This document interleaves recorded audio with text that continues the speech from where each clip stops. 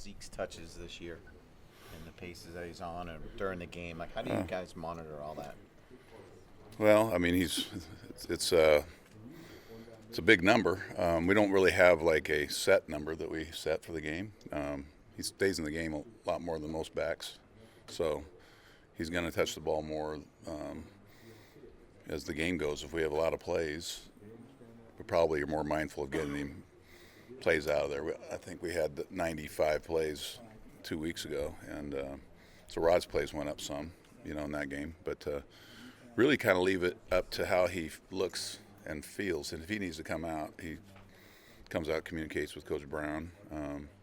But we're really conscious of him being in the game as much as we can, and not doing our best not to wear him down. But he seems to be in such great shape. He's kind of a rare athlete that he's able to stay there. At this point in the season, it's like, hey, who cares? You got, you want. Yeah, no, not really. I don't think we. It's just really, we're at the point in the season. Everything. Our margins are what they are. So we gotta go like we have been going all year. So, but we are very conscious of him needing a break. I know he had to come out in the first series last week for a few plays. So it does happen, but he's really prepared himself for it. And we talked about in the off season about staying in there for probably 90% of the game. In previous seasons, you guys have relatively had some almost the same offensive line for long stretches, and then this year it seems like you guys are always rotating guys in. How difficult has that been for you guys this year? Well, it's part of coaching, playing. You're going to have some years where a certain group stays pretty consistent. This year we've had our share in the O-line, but that's why you have a team and you have depth on your roster. We have guys that have been able to step in and do the job for us, and it's not ideal, but we feel really good about the guys that are they're backing up the guys that we're playing, and that's what we're going with. And so guys are battling and fighting for us, and that's really all that you can ask them. How do you explain the problems, I guess the season-long problems in the red zone? I think really we spent a lot of time talking about last night. Really, if you really break it down, it's probably a combination of execution and maybe pressing a little bit down there. So we got to coach. We got to certainly coach better in those situations and play better and really be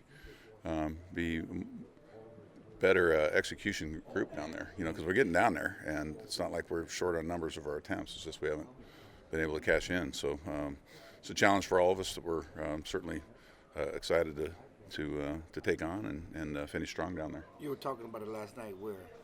Oh, it's a staff. This is staff.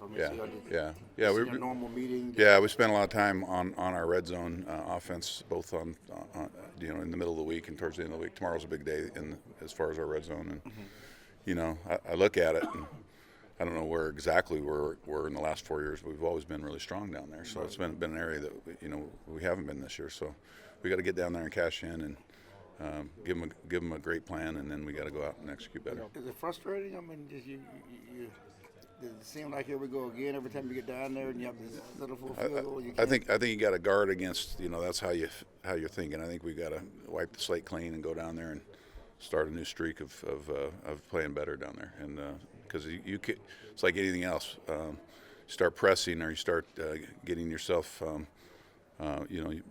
thinking about things that have broke down before. I don't think that's a way to coach and play offense. So.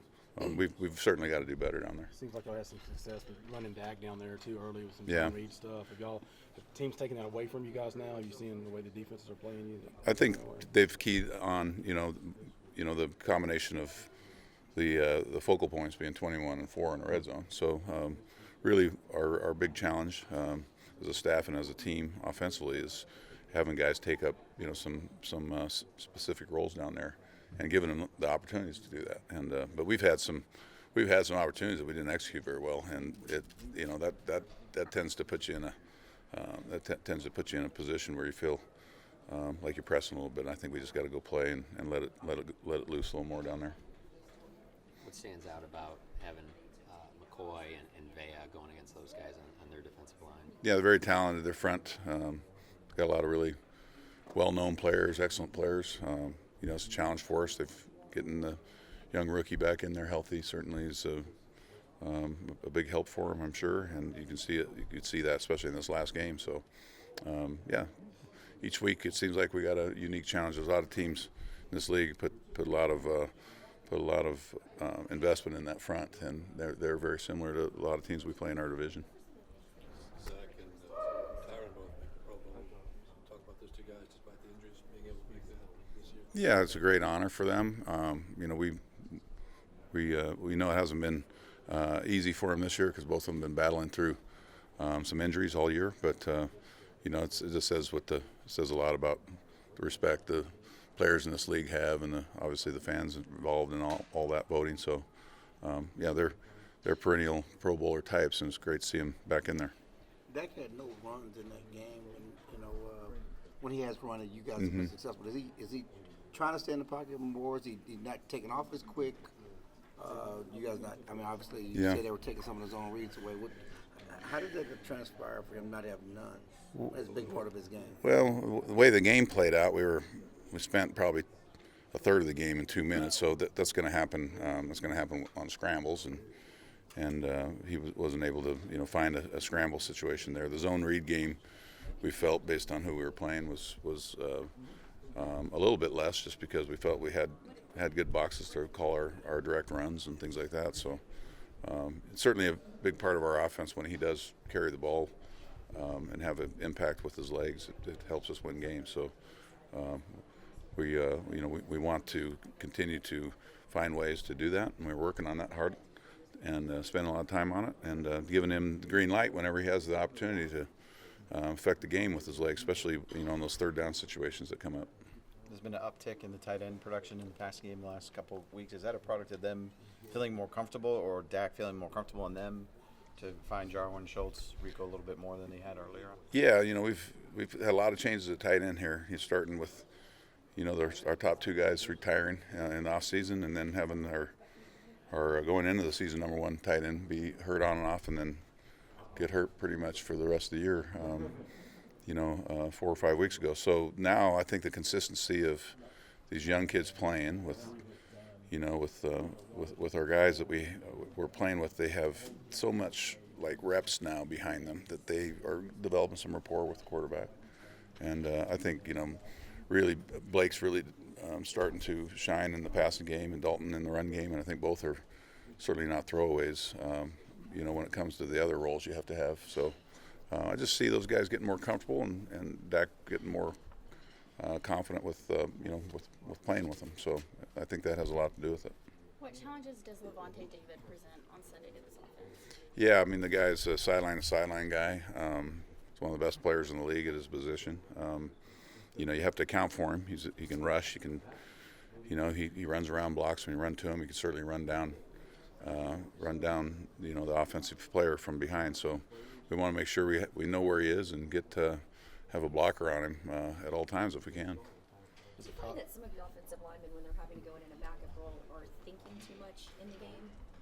I don't know. I don't know if it's thinking too much. I think it's some of it's just having the experience to know what to do if you get a certain look that's not exactly what you expect. More of those situations like passing downs or third downs.